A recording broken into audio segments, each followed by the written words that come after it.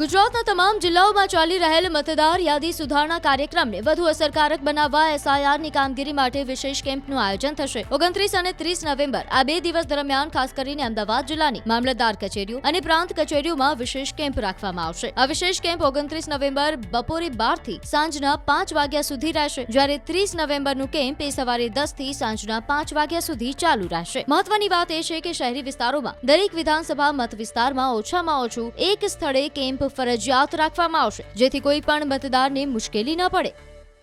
29 તારીખ અને 30 તારીખના કેમ્પનું આયોજન કર્યું છે।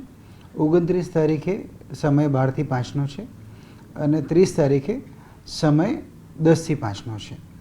આ કેમ્પ મોટાભાગે મામલતદાર કચેરીઓ, પ્રાંત કચેરીઓ ખાતે રાખ્યો છે અને શહેરી વિસ્તારમાં વિધાનસભા દીઠ ઓછામાં ઓછું એક સ્થળ નક્કી કરવામાં આવ્યું છે, એટલે આ સ્થળની વિગત અમે આપની સાથે શેર કરશું। કોઈ પણ મતદાર છેલ્લી 4 ડિસેમ્બર સુધી વેઇટ કરવાની જરૂર નથી। એમને વિનંતી છે કે બી આ જે ફોર્મ તમારી પાસે જે કંઈ વિગત ઉપલબ્ધ છે એ ભરી અને આપ વહેલી તકે જમા કરાવો। બીજું, ECI નેટ ઉપર મોડિફાઈડ એપ્લિકેશન અવેલેબલ છે, એટલે એ એપ્લિકેશનમાં ઘણા બધા ચેન્જીસ આવ્યા છે। નામ 2002ની મતદાર યાદીમાં શોધવામાં જે નાની મોટી તકલીફો પડતી હતી એ ઘણું બધું સરળ એમાં કરવામાં આવ્યું છે, એટલે એનો પણ ઉપયોગ કરી શકાય છે।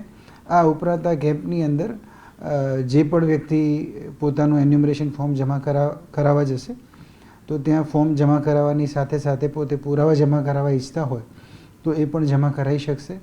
અને 2002ની યાદીમાં પોતાનું નામ શોધવા માટે એમને હેલ્પની જરૂર હોય તો એ પણ એમને મદદ આપવામાં આવશે।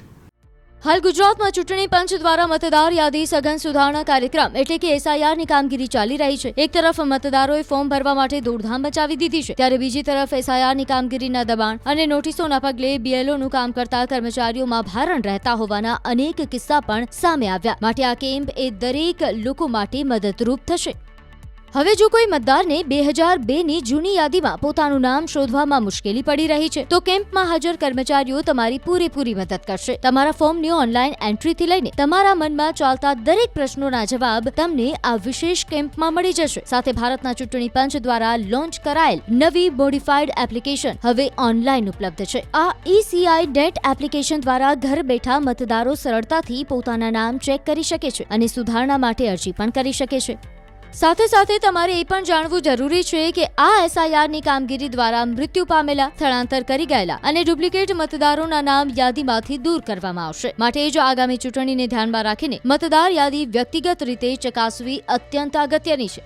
જો આ ફોર્મ તમે નહીં ભરો તો તમને ગેરહાજર ગણવામાં આવશે। તેથી જો તમને એસઆઈઆરની કામગીરી અંગે કોઈ પણ પ્રકારના પ્રશ્નો હજુ પણ થતા હોય તો આગામી 29 અને 30 નવેમ્બરે યોજાનારા આ વિશેષ કેમ્પની મુલાકાત જરૂર લો અને તમારું ફોર્મ ભરો।